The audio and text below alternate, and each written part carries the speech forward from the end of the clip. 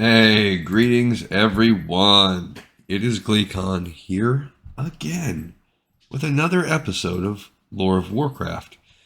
And on this episode, we're going to start a moderate length run of something special here. So, in the timeline that I used, I've referenced this. Excariot or something like that is the name of the guy that or person that makes it. And while following that, along with the timeline, the official one on Wild, or I guess unofficial, but the big one on Wildpedia, I cross-reference those with my own stuff to create my timelines. Now, this book, Sylvanas, is listed at the top of the sort of the timeline saying, hey, we haven't read this yet, so I don't know where it goes. But considering that I knew it was going to be the story of Sylvanas, and we know it's coming up in Warcraft 3, we know it's coming up in Chronicles, if it hasn't already. We just read an intense mega chapter where we saw it. We know that Sylvanas does die and eventually become a banshee. And that's only really the beginning of her story. So I knew we had some history to read here.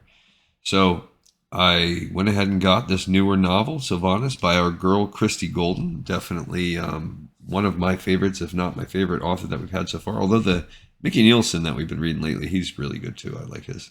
So yeah, we're going to start this series. I think we're going to read, I don't know exactly how far into the book. But we're going to read up until that same kind of part. So this is another one of the World of Warcraft books. This is a brand new one. I think it just came out last year. This year, let's see, it came out this year. So this is a brand new one. It is, yeah. So we are going to read, I'm thinking, the first two parts. The way she kind of breaks it up. There's a total of 4 parts in the book. So we're going to read the first 2 parts before we continue, because that will most likely take us through the life of Sylvanas up until her official mortal death. It's a pretty decent sized book. We're not going to go through it all at once, so we won't be able to help out Excariot yet, but we can start putting some information in there, and we can get some cool story for ourselves. So we're just going to read the prologue on this episode. Hopefully it's shorter than the hour-and-a-half long episode we just chapter there. I mean, seriously, that was almost a novella in its own right, just that one chapter. It was good. But all right, stay a while and listen to the prologue of Sylvanas. Sylvanas Windrunner stood at the top of the steps for a moment. She was not sure if the young king pacing within the runic circle below would become future prey or future partner. It was all up to him and her. You will not succeed, the young lion had once said defiantly as he knelt before her. It was a ludicrous statement. Anduin was held fast by chains woven of dark magic. He had received the worst pain the Mawsworn were capable of bestowing, yet had not broken, even managing to summon the light in this place of cold, shattered misery. Through everything he had endured, Anduin retained a desire to help and heal, even if it meant his own suffering. And that display had intrigued the jailer, he who ruled this realm of torment, he with whom Sylvanas had allied. So this is cool because definitely on this show, this is the first Shadowlands content we're covering. Obviously, it's a huge spoiler. For those of you that have just been coming in blind, if you hadn't played the game, yeah. Anduin becomes king. There's someone called the jailer. There's something called the Mawsworn. There's a whole big thing going on. And this isn't even the beginning of Shadowlands. This is really at least halfway through it. Maybe 1 or 2 patches ago. And you see that Sylvanas is allied with the jailer. The jailer wanted to use this shiny new weapon immediately, but something had stirred within the Banshee Queen. Something she couldn't quite explain. Was it hubris that compelled this desire to see her greatest enemy swayed to her side? You've seen what he can do when he believes in the cause. Their first encounter had not gone well. She hoped this one would yield better results. The jailer had granted her the measure of patience she requested, but he would not wait forever. Anduin heard her steps and ceased pacing. He turned to face her, his blue eyes regarding her motionless face. Then he dropped his gaze to the tray she carried. I find myself wondering what that is, and where you obtained it. Do you think you're the only mortal in the Shadowlands? His eyes widened slightly. So, my friends are still here. You're slipping, Sylvanas. Sylvanas continued down the stairs. Not at all. I told you before. No more secrets.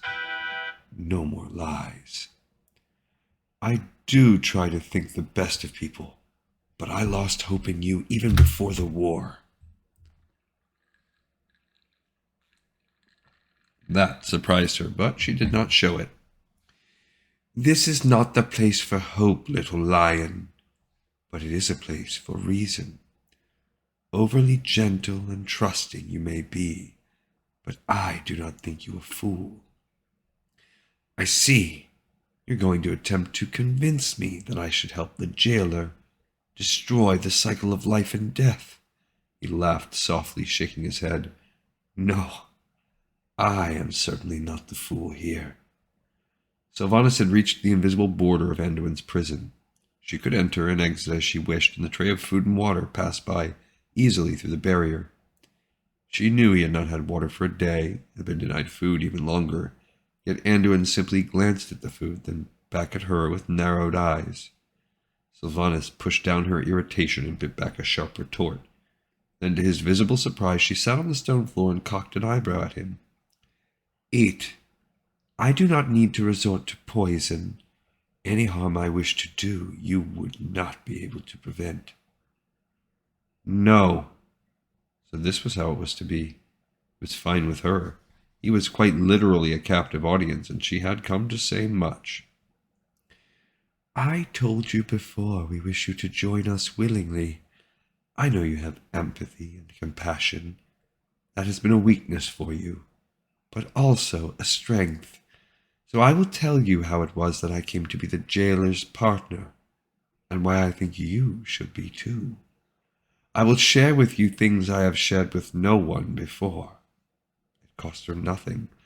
Anduin would serve, or he would be used. Either way, any words spoken within these dark halls would never be shared with another mortal soul, not when her victory was so close at hand.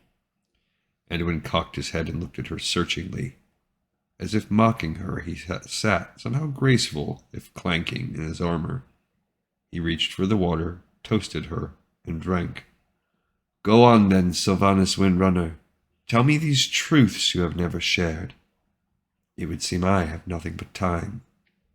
And that's pretty much a cut scene, so if you want to see that, with people that do much better at voices than I like the lady who does the Sylvanas Windrunner voice. Hers is good, Anduin's is good too. So those things are out there if you want to watch them. And we will start on the next episode with part 1, which has a quote from Verath Windrunner. I don't know if that's going to be one of her parents, a sibling, and it just says, with love and courage. All right, so we got that episode in the pipe, 5x5, pretty neat, sets the table for what's to come, which is going to be a history, and it also gives us our first snippet of Shadowlands content. Cool. All right, I look forward to continuing this story with you guys, and thank you so much for watching and listening, and I will see you next time on Lore of Warcraft.